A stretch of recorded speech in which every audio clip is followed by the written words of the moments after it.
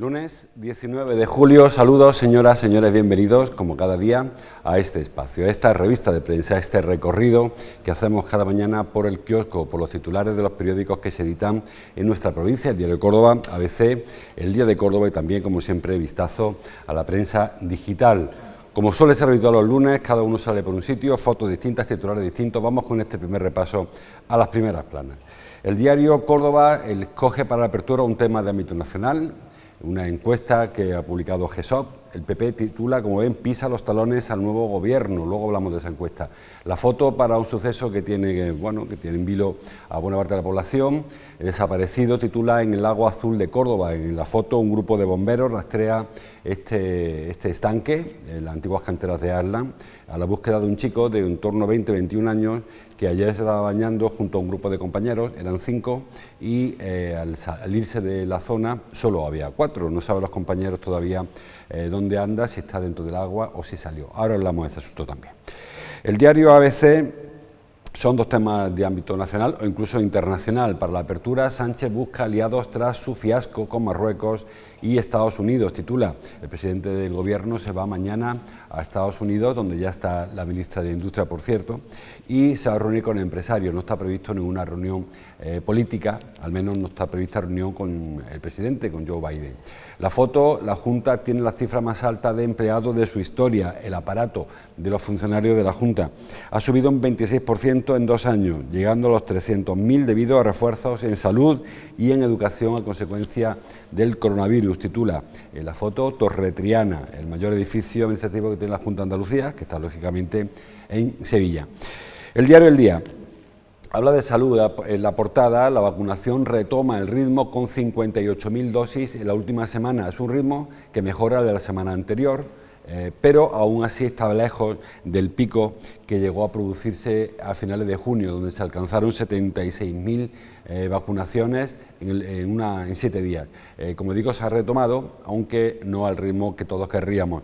La foto, personas con paraguas, no porque llueva, sino por el sol. El calor no da tregua en Córdoba, titula, la provincia sigue en nivel de alerta naranja, con temperaturas de hasta 40 grados. Realmente es un aviso naranja, no es una alerta, y tampoco es naranja, se ha rebajado al amarillo. Es verdad que es probable que a partir del jueves se vuelva a activar el aviso naranja, pero por ahora, hoy y mañana no llegaremos, así se espera al menos, a los 40 grados. Por acabar la portada, el Córdoba vuelve al trabajo con el equipo casi cerrado, titula, y una foto para Rafa, para el balita, Rafa Lozano. El boxeo me ha dado lo que soy en la vida. Es unos reportajes que está haciendo el diario El Día de cordobeses en los Juegos de Tokio. Rafa ya no boxea, pero es seleccionador y estará allí en Tokio, está ya en Tokio con sus púgiles a la caza de alguna medalla. Bueno, pues empezamos por el principio. El tema de la búsqueda en el lago azul, los periódicos lo traen, el diario Córdoba en su portada, todos los periódicos lo traen en páginas interiores. Ayer tarde, a eso de las 8 de la tarde, se recibió una alerta en la cual se alertaba de la desaparición de un chico de unos 20-21 años en la zona del lago azul. El lago azul, como sabes, es una zona, un espacio que hay, una antigua cantera de Aslan inundada, está entre la zona de la Urbanización Virgen de Linares y Fátima, Pedroche, en esa zona. Había un grupo de chicos, hasta 5 chicos que se estaban bañando, llevaban todo el día allí en la zona refrescándose, y a la hora de salir del agua, en torno a las 4:30 o las 5 de la tarde, pues de los 5, uno no había vuelto. La verdad es que no queda constancia, la policía no tiene constancia de si el chico salió antes, si se fue antes o no. La relación no es del todo clara. E incluso se está interrogando a senderistas que suelen pasar cerca de esta zona por si vieron a algún joven de sus características a esa hora por ese lugar. Anoche, a última hora del día, hubo que suspender la búsqueda porque ya no había luz y hoy a partir de las 8:30 de la mañana han vuelto a este lugar, según nos comentan, Policía Nacional, Policía Local, bomberos e incluso agentes del servicio para hacer una exploración subacuática, del Grupo Especial de Actividades Subacuáticas de la Guardia Civil que viene desde Sevilla, además de personal 061 por si fuera necesario una vez que se hallara al chico. La policía trabaja en la hipótesis fundamental de buscar una persona con vida. Nada hace pensar que el chico haya sufrido algún problema y se haya ahogado en la zona, aunque lógicamente un espacio de agua siempre tiene ese riesgo. Son bomberos del Granada los que están en la zona y, como digo, durante el día esperamos tener noticias de esta desaparición. Repito que la policía trabaja con todas las hipótesis, entre ellas la de que el chico decidiera no regresar con el resto de compañeros y saliera y se fuera por otro sitio antes o incluso después, sin que los demás se dieran cuenta de su desaparición hasta el momento de salir. La búsqueda se inició, se dio aviso a las 8 y en torno a fue cuando comenzó la búsqueda, pero la desaparición se debió producir en torno a las 4:30. La policía está rastreando también la zona, alrededor del Lago Azul, por si encuentra un tipo de pista de que el chico hubiese abandonado el lugar por su propia voluntad, antes incluso de que los compañeros se dieran cuenta. Bueno, esperemos que todo termine bien y a la espera de que la policía, Guardia Civil y los bomberos den noticias del paradero de este chaval. Bueno, el tema de la vacunación que trae el diario El Día, en su portada. Hemos leído ya, la vacunación retoma el ritmo con 58.000 dosis en la última semana. El titular es un tanto engañoso, por ahí he leído en el diario, no sé dónde he leído, en el diario ABC quizás, no sé dónde, o el Córdoba, que la vacunación tiene el 23% menos esta semana pasada que la del récord. Récord, como le decía, de 76.000 dosis que se llegaron a administrar en 7 días, en la semana del 20 al 27, que ha sido la semana donde más dosis ha habido. Esta semana se retoma, repunta de nuevo, la anterior hubo 52.000 o 53.000 y esta pasada ha habido 58.629 dosis. ¿Por qué hay más o menos dosis? Lógicamente porque llegan más o menos dosis a Andalucía, a España, los que vienen de los laboratorios. Yo entiendo, quiero creer, y creo que todo el mundo quiere creer, que la voluntad de los gobiernos, de todos ellos, es que haya cuantas más dosis mejor, pero no solo depende de la voluntad de los gobiernos. Este pico de las 76.000 dosis que se administraron en junio no era el previsto. De hecho, la media está en unas 60.000 dosis semanales. ¿Por qué llegó a administrarse 72.000? Pues por 76.000. Pues porque la Unión Europea había pactado, con Pfizer sobre todo, el adelanto de unos lotes que iban a venir en septiembre y octubre, pero la Unión Europea lo anticipó en previsión de que para esa fecha hiciera menos falta que ahora y se consiguió llegar muchos más viales que a su vez se trasladaron hasta los centros de vacunación de Córdoba y se obtuvo ese importante récord de 76.000. Hubo días que se llegaron a administrar 16.000 en Córdoba, en la provincia de Córdoba, 16.000 vacunas, que son muchísimas vacunas. Bueno, en cualquier caso, la vacunación va bien. Córdoba está por encima de la media andaluza, tanto en una sola dosis, en este caso Córdoba tiene 65% de su población con al menos una dosis administrada, cuando la media andaluza está en el 61%, creo recordar. Todas las provincias están por encima del 60%, excepto, sí, todas están encima del 60, todas, excepto Málaga, que está en el 58, Almería 59, el resto, pues Córdoba 65 y pico y la media andaluza 61. En cuanto a la pauta completa, es decir, las 2 dosis, personas que están inmunizadas, Córdoba también es la primera de Andalucía, perdón, tiene el 55,8% del total de la población. Es decir, que si el porcentaje se hiciera sobre la población a vacunar, es decir, de 12 años en adelante, porque los de 12 para abajo no se contempla por el momento administrar la vacuna, sería mucho más elevado. Aún así, 55% de la población cordobesa ya está vacunada y todas las andaluzas, a excepción de nuevo de Málaga, están por encima del 50%. La media andaluza está en el 51,4%. ¿Qué significa esto? Significa que se está llegando a unos niveles de vacunación, si no los ideales, que sería tener el 100% de la población vacunada, pero sí niveles de cierta garantía. Hoy, o creo que es hoy o mañana, el Reino Unido va a dar por concluida la pandemia del todo. Es decir, va a permitir que los bares abran con todo el aforo, va a permitir que no se utilicen mascarillas tampoco en los establecimientos públicos, a excepción del transporte, no se seguirá exigiendo, y va a permitir que haya reuniones de cualquier tipo, de cualquier número de personas. La vacunación en Reino Unido está muy parecida a Córdoba.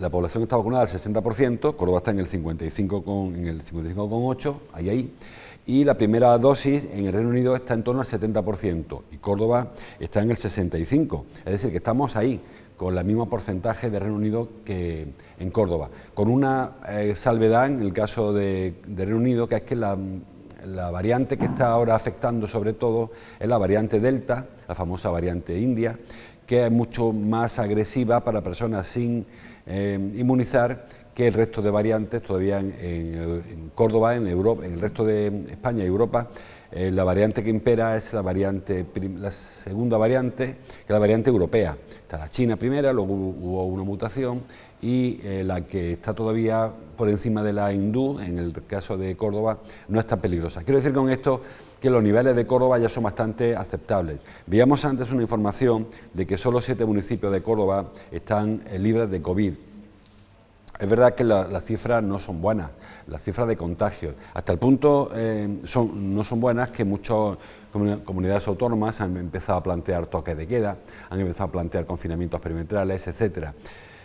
Ahora hay una paradoja. Recuerden que la semana pasada hubo una gran polémica a nivel nacional porque el Tribunal Constitucional decidió que el estado de alarma no es suficiente para dictar un toque de queda o un confinamiento.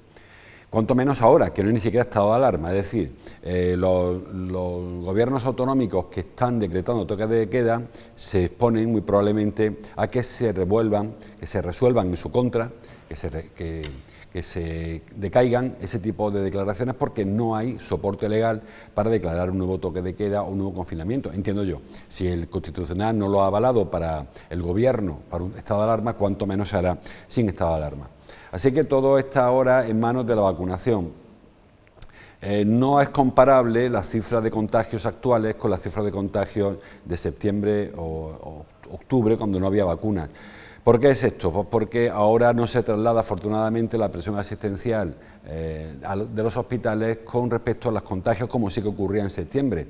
Si tuviéramos un gráfico a mano, veríamos cómo en esa época, a mayor contagio, se disparaban los ingresos hospitalarios. Ahora no, ahora en este momento, a fecha de ayer o antes de ayer no hubo cifras.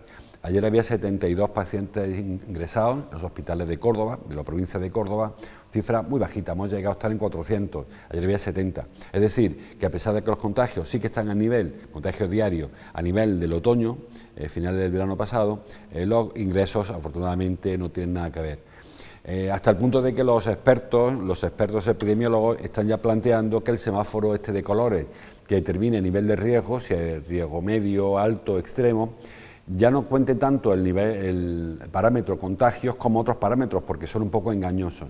Ahora, que haya mucho contagio no significa que haya un problema muy serio de salud pública, aunque tampoco es para fiarse. Le decía lo de Reino Unido porque allí, con unos niveles parecidos a los de Córdoba, están planteando acabar con todas las restricciones, porque ocurre lo mismo que en otros países, que están viendo que la situación no es tan grave a pesar de que haya mucho contagio. Dijo ayer Boris Johnson, el primer ministro británico, dijo que ahora es el momento de averiguar si con la vacunación, que repito es parecida a la que hay en Córdoba actualmente, en la provincia de Córdoba, si con ese nivel de vacunación se soporta una pandemia sin necesidad de que se disparen los ingresos, sin el riesgo de que se disparen los ingresos, que es ese gran temor de las autoridades sanitarias.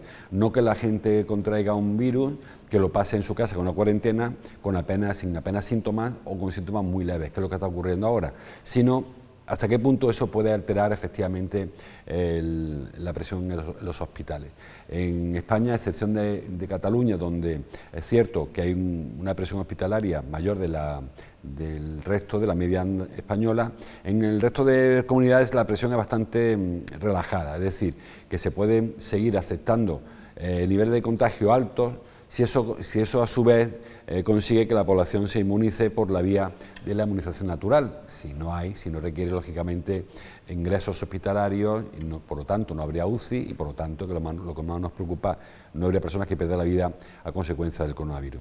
Es complicado tomar esa decisión, los británicos o el primer ministro británico lo ha hecho, he decidido que se contagie, que tenga que contagiarse, porque no está suponiendo riesgo para la salud pública en general, incluso para la vida de las personas. Ojalá no les salga mal a ellos. El resto de países van a seguir un poco la estela del Reino Unido. Si este experimento funciona, este ensayo-error le sale como él espera, pues es probable que el resto de países también vayan levantando la mano para conseguir que la población consiga esa inmunización de grupo, de rebaño, por las dos vías, por la vía de la vacuna y por la vía de la inmunización natural con los anticuerpos que se adquieren al ser contagiados por el coronavirus. Repito que ojalá que no salga mal, porque de salir mal habría muchas personas que lo pasarían en los hospitales o incluso con la pérdida de la vida. Más cosas. Dando un repaso a los periódicos, decía el diario Córdoba trae un sondeo en su portada, un sondeo que no es local ni provincial, es un sondeo de ámbito nacional. Y es un sondeo tras el cambio del Consejo de Ministros. Titula, ya lo he leído antes, el PP pisa los talones al nuevo gobierno y habla de una estimación de votos y por lo tanto de escaños. Según esa estimación, el PSOE pasaría, se quedaría como está, en la horquilla, tiene 120 diputados actualmente, puede perder algunos, pero se queda ahí en ese entorno, pero el PP sí que sufre o sí que vive un importante incremento. De 89 que tiene ahora pasaría incluso a 118. Eso hace, como señala el diario Córdoba, que le pise los talones al gobierno. Vox retrocede, aún así sumando los votos de Vox también retrocede muchos Ciudadanos. Ciudadanos pasa de 10 a 3 y de Vox de 52 a 42. Digo que a pesar de ese retroceso, los votos del centro derecha pues le darían el gobierno probablemente al Partido Popular. Digo que esto es una foto fija de hoy o de ayer, que no tiene que ocurrir lo mismo en las elecciones, pero es verdad que el gobierno lleva un par de semanas o un mes o algo así, con una serie de encontronazos entre el tema de los indultos, el tema del cambio de gobierno, alguna otra medida polémica que le está haciendo perder popularidad y apoyo. Supongo que los analistas que el PSOE los tiene estarán intentando revertir la situación, porque hoy por hoy les dan que se quedan fuera del gobierno. Seguimos. El diario ABC, en la portadilla, la página 2, habla de coches eléctricos. Es curioso porque el diario Córdoba y el ABC hablan de la información, de la misma información generada por los mismos, pero con puntos de vista distintos. Me explico. El diario Córdoba habla de que los coches eléctricos, lo dice la portada, la venta de vehículos eléctricos se quintuplica a pesar de la crisis del COVID. Es verdad que se quintuplica en datos muy malos. En el año 2019 se matricularon en Córdoba 21 coches eléctricos y en el año 2021, el primer semestre, que es el que se analiza, se han matriculado 111, es decir, que se quintuplica, pero sobre cifras muy malas, muy bajas. ¿Por qué se produce esa cifra tan baja? Pues lo explica el diario ABC, en la portadilla. La falta de puntos de recarga lastra los coches eléctricos en Córdoba. Yo añadiría un par de factores más. No solamente la falta de puntos de recarga, también lo analiza, creo que es Baltasar López quien lo hace en el diario, no sé si me lo he traído, el diario ABC. Este es el ABC, sí, pues lo firma Pablo Cruz.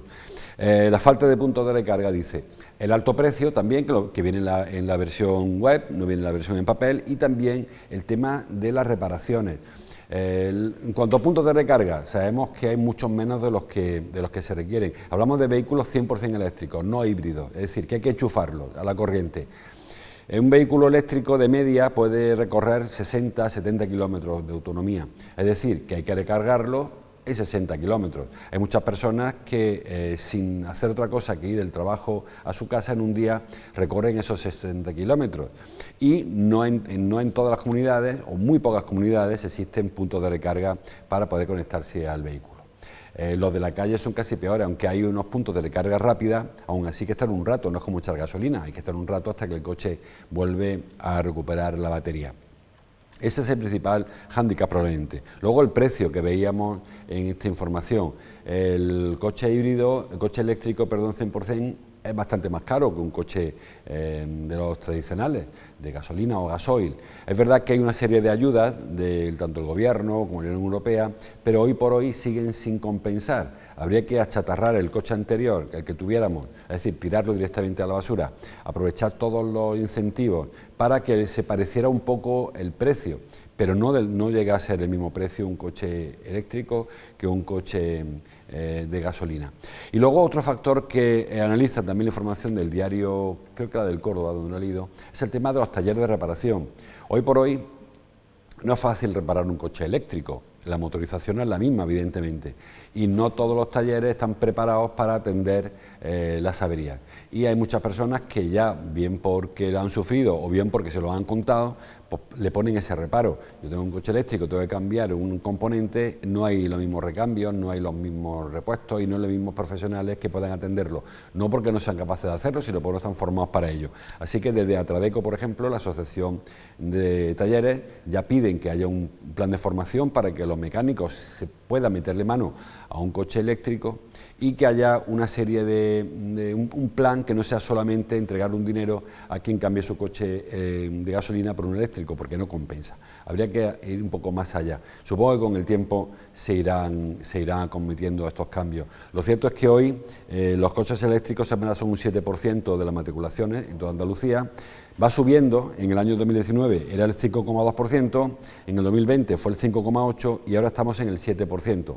Bueno, si realmente el objetivo de la Unión Europea es que para el 2035 los coches sean todos eléctricos, pues queda un camino largo y sobre todo queda un camino largo empezando por convencer al consumidor, al conductor, de que le merece la pena cambiar un coche por otro.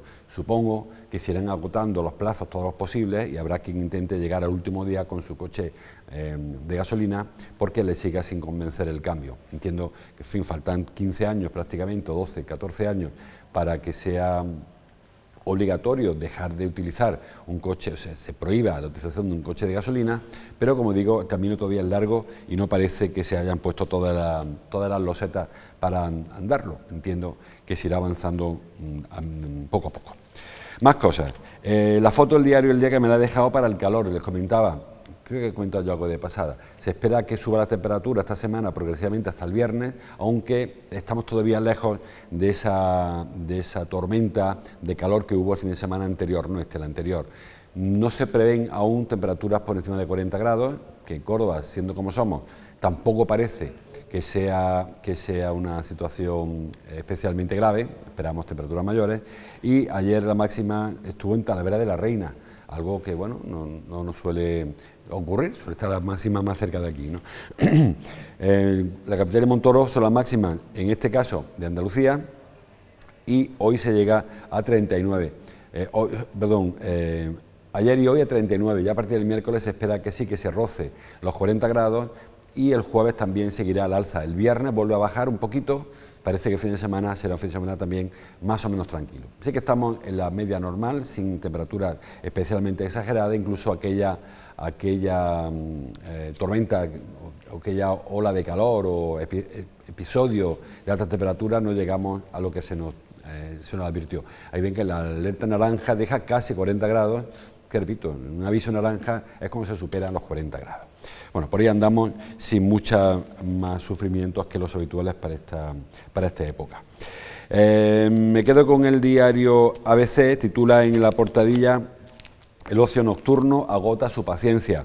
Los empresarios de la noche de Córdoba lamentan de nuevo que la quinta ola se ceba con su sector, uno de los más afectados por la crisis del coronavirus. Yo coincido con los empresarios de locales de ocio nocturno, de pub, de discotecas, que no son los espacios donde más contagios está habiendo. Pero es cierto que cuando una comunidad decide aplicar el toque de queda, es decir, acabar con ese tipo de negocios, es para evitar el movimiento de la calle. Saben que este tipo de locales es muy dado a que los jóvenes se desplacen de un sitio a otro, de que haya grupos, de que haya encuentros. Y eso quizá es lo que se intenta evitar, evidentemente en un espacio, sobre todo una terraza, porque la foto en este caso no parece que sea la foto el mejor ejemplo, ¿no?, de evitar un contagio. Pero cuando hablamos de terrazas o hablamos de espacios con suficiente distancia de seguridad, es probable que los locales de ocio nocturno no sean los principales focos. Repito que es más por evitar movimientos, por evitar grupos de jóvenes que se desplazan de un sitio al otro, que por lo que se produce dentro. No creo que a ningún gobernante, ni ámbito local, ni provincial, ni regional, ni nacional, le apetezca cerrar el ocio nocturno, porque sabe lo que significa, significa más ayudas, más personas en el desempleo, más locales sin actividad y una merma importante en la economía. Cuando se hace es porque las autoridades sanitarias entienden que es la medida. Repito, es probable que las terrazas no tengan, están pagando justos por pecadores, y hay algunas terrazas de establecimientos de ocio que tienen que cerrar, creo que serán a las 2 de la madrugada, cuando podrían estar más tiempo sin molestar a los vecinos, cuando es el caso, sin contagios, pero la casuística es la que es y es complicado hacerlo de otra manera. El diario El Día trae un par de pinceladas más en su portada. Veíamos antes a Rafa Lozano Albalita en Tokio. Habla en la portada de que Cultura trabaja para poder recuperar y poner en valor 3 baños árabes en la ciudad. La semana pasada veíamos el baño de la Pescadería en la calle Cara, sabemos también el de San Pedro en la calle Carlos Rubio, tenemos los baños del Alcázar, el baño morisco del Alcázar y el baño Califal, también el baño de Santa María, que por cierto hay una empresa privada que va a reactivar los baños de Santa María en la calle Velázquez Bosco, la calle Comedia, un bar, una experiencia gastronómica sin cocina, curioso, dentro de lo que es un baño califal. Creo que, lo decíamos la semana pasada, no todo el atractivo turístico consiste en visitar la mezquita. Creo que la judería de Córdoba tiene un encanto, judería y la cerquía también, porque hablamos de los baños que hemos comentado antes, están en la parte de la cerquía más que la judería. Digo, tiene un encanto para el paseo, para la visita turística y sobre todo para estirar las pernoctaciones en Córdoba. Si Córdoba sigue intentando o vendiendo solo la visita a la mezquita, conociendo el ritmo en el que van los turistas, se llega por la mañana a las 9 y estás a las 5 de la tarde en tu casa otra vez, en Granada, en Sevilla, en el hotel donde estén parando. Creo que hay que intentar estirar mucho más la oferta turística de Córdoba o al menos darla a conocer, porque la oferta turística de Córdoba es más que suficiente como para que aquí se pasara a los turistas una semana o 10 días. Sin embargo, muchos turistas llegan a Córdoba y se van sin ver el Alcázar, sin ver la sinagoga, sin ver Medina Zara, cuando cualquiera de esos elementos, cualquiera de esos atractivos en cualquier ciudad del mundo será suficiente para ir a visitarlos. Creo que aquí tenemos, como yo siempre digo, la sombra de la mezquita, que es muy larga y que lo tapa todo. Este proyecto de los baños califales, así como los paseos por determinadas calles y determinados barrios, creo que sería muy interesante para estirar el turismo, buscar todo tipo de turismo. Hablamos siempre de calidad o de cantidad, creo que no hay que renunciar a nada, pero está claro que el turismo de bulla, el turismo que llega en autobús desde Sevilla, Granada o Málaga, que se baja en el Alcázar, da un paseo por la judería, entra a la mezquita y se va, aporta poco al PIB cordobés, mientras que el otro turista, el que pernocta en Córdoba un par de noches, el que cena, el que come, el que compra sus recuerdos y que necesita 3 o 4 días para ver la ciudad, es un turismo quizá en menos número, pero de más calidad que el otro. Eso creo que los que se dedican al turismo saben cómo dirigirlo, o sea, hacia un sitio o hacia el otro sitio. Bueno, acabamos ya prácticamente con el tema del deporte. El diario ABC trae una entrevista a Adrián Fernández Romero, consejero del Córdoba. Hemos hecho un equipo para ascender, titula en esa entrevista de los compañeros de ABC. Ya la semana pasada vimos cómo el jueves y el viernes pasaron el reconocimiento médico los jugadores del Córdoba, a excepción de Adrián, que ha llegado hoy, creo que es hoy cuando ha llegado este refuerzo. El resto lo pasaron entre jueves y viernes, y el equipo, cada vez que hablas con alguien, tanto con González Calvo como con Javi Flores, como con Germán Crespo, Javi Flores capitán, Germán Crespo entrenador, como con Adrián, todos insisten en que el equipo es para ascender. Cualquier otro resultado a final de temporada sería un fracaso estrepitoso. Claro que es verdad que llevamos varias temporadas con objetivos que no se cumplen. En este caso creo que hay que aprender de lo que ocurrió la temporada pasada, que todo el mundo pensaba que se iba a subir de categoría a segunda división, o al menos pelearlo, y acabamos descendiendo a tercera, o como se llame ahora, la segunda RFEP.